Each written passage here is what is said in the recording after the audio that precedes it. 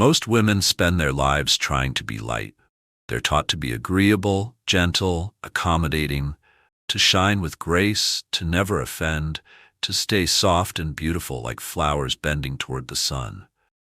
But what would you think if I told you it is her shadows, not her sweetness, that make her unforgettable? That the woman who dares to meet the monsters inside her and makes them kneel becomes the most magnetic force a man will ever know. She does not flirt to be liked. She does not please to belong. She does not break herself into pieces to fit the fragile fantasies of the world. She rises, whole, because she has walked into the parts of herself that others fear. And when she does, she becomes untouchable. Not because she is hard, but because she is sovereign. In Jungian psychology, the shadow is everything you suppress: your rage, your desire, your pride, your power, all the parts of you that were exiled because they were too much or not enough. But a woman who reclaims her shadow stops being ruled by it. She does not become chaotic, she becomes clear. She does not destroy, she reveals. A man cannot forget her, not because she performs for his affection, but because she evokes something ancient in him. She awakens his unconscious. She forces him to see himself, not through her approval, but through her mirror. Her presence becomes an initiation, and if he cannot rise to meet it, he falls. Not because she punishes him, but because the frequency of her self-possession no longer tolerates his smallness. This woman, the one who becomes irresistible, is not born by accident. She is carved, shaped by pain, tempered by betrayal, refined by the fire of all she once suppressed. There is something terrifyingly beautiful about her. She does not smile to be safe. She does not silence herself to be palatable. Her voice is clean and slow, like thunder wrapped in velvet. When she walks into a room, she does not compete. She commands, not through arrogance, but through the sacred weight of someone who has met her own darkness and lived. When she embraced her rage, she stopped apologizing. When she embraced her sensuality, she stopped begging for crumbs. When she embraced her ambition, she stopped shrinking in rooms built to contain her. When she embraced her grief, she stopped fearing solitude. These shadows, once buried, became her crown. Because the moment she claimed them, she stopped seeking permission to exist. If you are listening to this and something stirs inside you, something wild, something quiet, something that's been waiting, it is your own shadow asking to be seen. And it is not here to ruin you. It is here to return your power. Most women are taught that being chosen is the highest prize. But the woman who becomes irresistible knows that choosing herself is the true initiation. She does not need to be the ideal in someone else's fantasy. She becomes the archetype that breaks the mold entirely. She isn't afraid to be complex. She isn't afraid to be intense. She isn't afraid to be misunderstood. Because the moment a woman stops fearing rejection, she becomes untouchable. Men chase what is simple, but they crave what is sovereign. A woman in her shadow is not unpredictable. She is primal, not erratic, but electric. She does not need to explain herself. She does not need to soften her edges to fit the tired expectations of a man who's never done his own inner work. And what's more, she is not here to fix him. She is the lesson, the mirror, the test. He will either rise to meet her or collapse in the weight of his own avoidance. Either way, she does not lose, because she never anchored her worth in his readiness. And neither should you, because deep inside you, there are parts you've tried to hide to survive. The too loud, the too bold, the too much. But what if those pieces weren't wrong? What if they were waiting to be integrated, not as flaws, but as keys? You do not become whole by rejecting your rage or masking your power or suffocating your voice. You become whole by remembering nothing you are is accidental. Every wound, every ache, every silence that ever haunted you, they were not curses. They were summons. They were the call to step into something deeper than approval, louder than fear, more sacred than control. And when a woman answers that call, she becomes unforgettable. The woman who becomes unforgettable does not emerge from ease. She is born from rupture. From the moment life cracks her open and everything she once depended on no longer holds. She does not crumble. She sheds illusions, roles, masks. She watches them fall to the floor like dead skin, and what remains is not the girl who sought to be chosen, but the woman who chooses herself over and over again. There is a particular kind of beauty in the woman who no longer fears her own complexity. She is not tidy. She is not light in the way the world demands. She carries shadows like stories etched into her bones, stories of the parts of her that once frightened even her. But now, she drinks from them like sacred wells. Her first shadow was rage, not the shallow kind that lashes out to be seen. No, hers was the quiet, ancient fire that smoldered beneath years of being silenced, dismissed, ignored. Rage that had been taught to smile. Rage that had been told, be nice, be good, be small. But when she finally met it, truly met it, she did not explode, she reclaimed. Because her rage was not chaos, it was a compass. It pointed to every boundary that had been violated, every time she had said yes when her soul screamed no. And in facing it, she learned that anger is not destruction. It is the immune system of the soul. Men do not expect a woman who owns her rage. They expect a woman who hides it behind softness. But this woman does not suppress, she transmutes.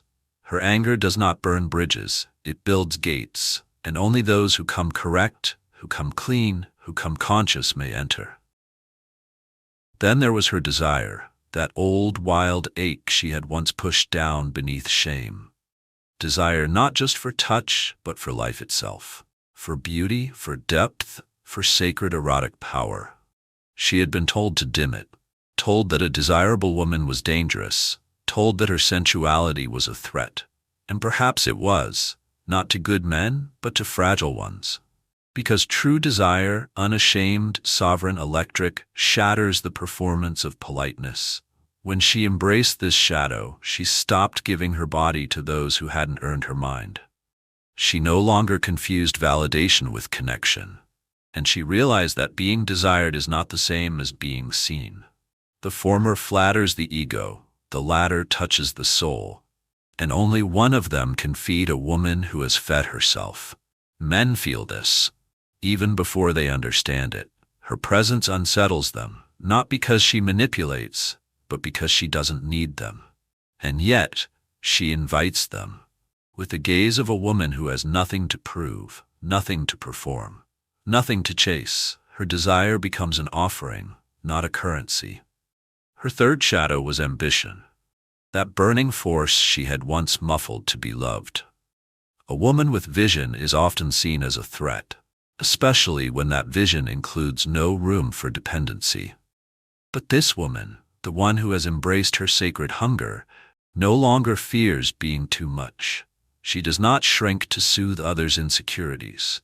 She does not tone down her brilliance so fragile egos can breathe. Her ambition is not about domination. It is about expression. It is the soul's impulse to expand, to build, to create. And so she creates, not just empires, but environments. Not just success, but impact. She becomes magnetic, not because she seeks attention, but because she embodies direction. Men cannot help but notice her. But the wise ones don't just look. They listen, they watch, they learn, and they follow not out of submission, but out of reverence. Because this woman does not demand power, she radiates it. And then in the quietest corners of her being, she met her fourth shadow.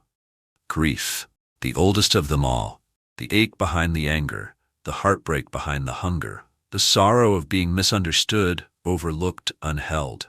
This grief had once made her brittle, fragile, afraid, but now it makes her deep, still, unshakable. She does not run from solitude, she walks straight into it, because she has learned that loneliness is not a curse. It is a ceremony, a sacred initiation into the knowing that she can survive without the noise, without the applause, without the hands that once held her for the wrong reasons.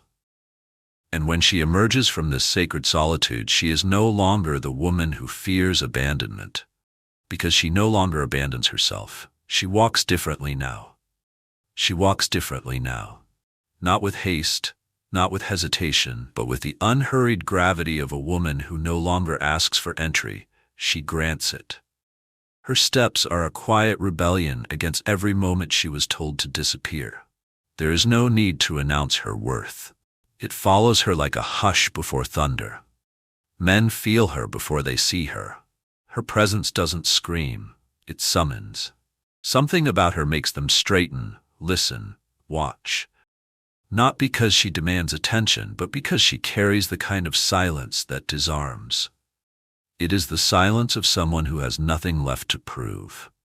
Someone who has been to the edge of herself and did not flinch. Someone who knows what she brings and will never again lower her voice to be understood.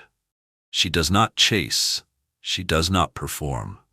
She does not negotiate the value of her presence, because her validation is no longer outsourced. She no longer waits for someone to see her. She sees herself in full. And here's the paradox. The more she pulls her energy inward, the more others are pulled toward her. The more she stops seeking love, the more irresistible she becomes. Not to everyone, but to those with depth, with clarity, with courage. Because a woman who owns her shadows demands a man who has met his own. She is not easy. She will not flatter your ego, or indulge your excuses, or make herself small so you can feel large. She will challenge you. She will reflect you. She will stand with both feet in her truth and ask you, "Can you meet me here without trembling?" Most cannot. But those who can will never forget her. She's not the storm. She's the eye of it, still, calm, unwavering, surrounded by chaos that does not touch her center. She does not retaliate when rejected. She does not beg when misunderstood. Her silence speaks more than pleas ever could. Because the woman who has faced her shadows has nothing left to hide, and nothing left to lose. She is free, and freedom is the rarest beauty of all.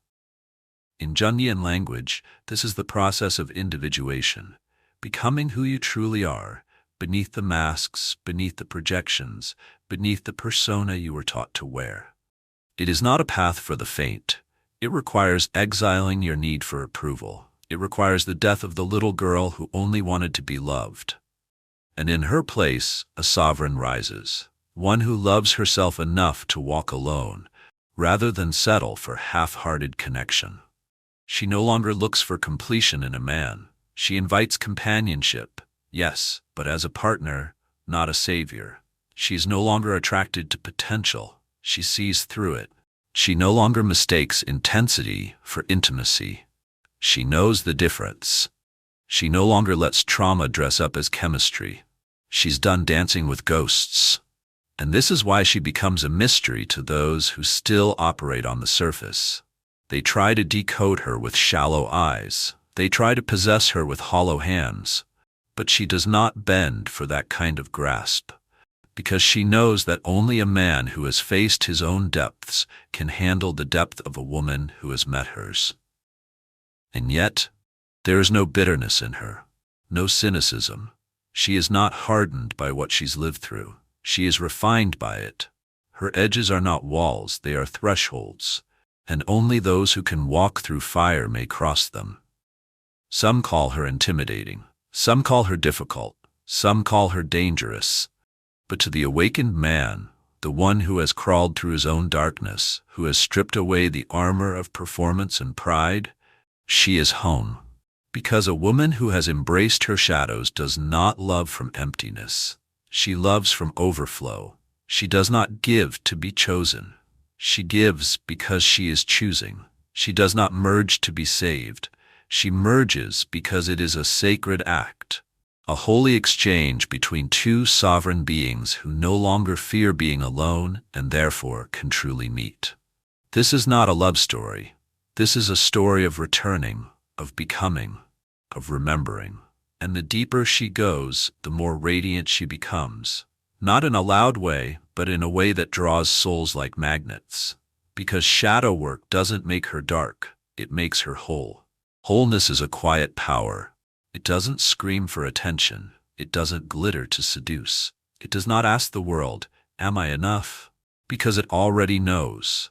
And this knowing, this rare, unshakable knowing, is what makes her magnetic beyond explanation. The woman who has embraced her shadows no longer performs identity. She embodies it. She doesn't need to be everything. She simply is, and that is more than enough. In a world that worships image and fears substance, she becomes the most dangerous presence of all. The authentic woman, not curated, not filtered, not manufactured to be liked. She has tasted the silence of her own soul. She has held her pain without numbing. She has walked through her memories like broken glass, barefoot, and come out bleeding, but clean. This is not the kind of woman who makes you feel good. This is the kind of woman who makes you feel real. She is the disruption that awakens you, the mirror that doesn't flatter but reflects. She doesn't compete with other women. She doesn't have to. Her depth places her in a different realm entirely. The moment she stopped chasing connection, it began chasing her. Not out of luck, but because nature bends toward balance. And her balance, forged from shadow, calls forth only what is true.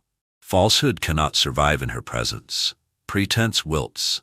Manipulation is revealed. And the men who once thrived in the games of performance find themselves naked, unsure, undone. Some retreat, but the brave ones, the ones who have dared to descend into their own darkness, recognize her not as a threat, but as a mirror. And when they do, something sacred happens. Not domination, not dependency, but devotion. Because the woman who has faced herself does not offer superficial romance. She offers initiation. To love her is to be summoned higher, to be exposed, to be purified of every excuse and every mask. She invites, not with seduction, but with presence, with clarity, with boundaries that are not walls, but invitations to rise. If he cannot rise, she does not fall. There was a time when she would have doubted herself, tried harder, softened more than was healthy, tolerated fragments and convinced herself they were whole. But not anymore. Her threshold for self-betrayal is now zero. Not because she is cold, but because she is clear. And clarity is a kind of love the world rarely understands. She no longer needs to be everything for everyone. She does not ache to be loved in pieces. She has done the work to hold herself in wholeness, which means she now requires it from others. The man who comes into her life must come not with offerings of potential, but with proof of practice. Not just words, embodiment. Not just desire, discipline. Because she has learned the difference between being wanted and being chosen, and she will not mistake attention for love ever again. This is the cost of embracing the shadow, the loss of illusions. But in their place, she gains something far more sacred. Discernment. She no longer confuses silence for peace, or passion for depth, or presence for partnership. She sees beneath masks, beneath gestures, beneath performances. Not to judge, but to know, and that knowing protects her. Men cannot manipulate a woman who has met her shadow. She knows her darkness too well to be deceived by another's. She recognizes gaslighting for what it is, a projection of weakness. She sees emotional unavailability as a defense, not a challenge. And she walks away, not out of cruelty but out of deep reverence for herself. And still, she loves. Deeply, fiercely, but not desperately, not conditionally, not as a way to escape herself. She loves as an act of truth, not survival, as a sacred extension of her own fullness. There is a sacred silence in her now, not the silence of fear, but the silence of strength. She does not react, she responds. She does not chase, she attracts. She does not strive, she stands, because she has become the woman who no longer fears the shadows. She walks with them. There is a strange serenity that settles into a woman who no longer resists her darkness. It's not complacency, It's sovereignty. It is the posture of someone who has found home within herself. She no longer flinches at silence because she has learned to listen within it. She no longer panics in uncertainty because she has faced the unknown and called it teacher. This woman does not beg life to be easy. She asks only that it be true. And because she lives in truth, her life begins to take on an unshakable order. Not the kind made of rigid plans or curated images, but the kind born of inner alignment. She moves through the world like a woman who is no longer searching for something outside her to give her meaning. She is the meaning. Even in heartbreak, she remains whole. Even in loneliness, she remains full, because she has realized something most never dare to learn. That love is not the absence of emptiness. It is the intimacy with oneself that transforms solitude into sanctuary. A man cannot complete her. He can only meet her, if he has the courage. And here is where so many fall away. They admire her glow, but they haven't earned the vision to understand its source. They taste her intensity, but they cannot handle the heat of her clarity. They want her body, but they cannot hold the weight of her soul. So they try to reduce her, dim her, distract her. But she sees through it all. Because she has been through too much to play small now. She remembers when she tried to fit herself into narrow boxes, how that contortion left her breathless and starved. She remembers the nights she cried for a love that couldn't see her. The times she silenced herself just to be tolerated. The ways she betrayed her instincts in exchange for connection. And now, she refuses. That refusal is her freedom. She does not seek revenge. She seeks reclamation of time, of space, of energy. Her no is clean, not cruel. Her yes is sacred, not scattered. Every boundary she places is not a wall, it's a doorway to a life that honors her evolution. Because what she's building now is not about proving anything to anyone. It is about honoring everything she's survived. The woman who embraces her shadows no longer waits to be understood. She understands herself. And in doing so, she becomes a guide, not through teaching, but through being. Her presence challenges, invites, evokes. She awakens others simply by existing in her truth. Not because she tries, but because truth vibrates at a frequency that unsettles everything false. Men who still live in projection will call her difficult. Men who mistake dominance for strength will label her intimidating. Men who haven't faced their inner child will find her too raw, too wild, too awake. But the man who has done the work will not just notice her.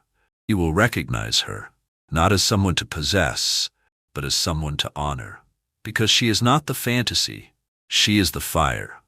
The one who burns away delusion, the one who holds a mirror to the soul, the one who loves not with flattery, but with presence. Her love is not addictive, it is alchemical. It transforms, it challenges, it elevates, but she will never again offer it to someone who has not earned it. Not out of pride, but out of purity. She understands now, deeply finally, that her energy is sacred, that her softness is not weakness, but the reward of surviving the storm, that her strength is not cruelty, but clarity, that her power is not something to tame, it is something to trust. She is no longer at war with herself, and in that inner peace something ancient awakens, the divine feminine, the dark goddess, the wild woman, the archetype that Jung knew lived in every soul, waiting to be called forth, not to destroy the world, but to heal it. She does not fight to be seen anymore, she sees. She does not fear being alone, she chooses. She does not prove, she is. And in that being, full, fierce, unapologetic, she becomes irresistible. Because the woman who knows her worth doesn't chase, she chooses.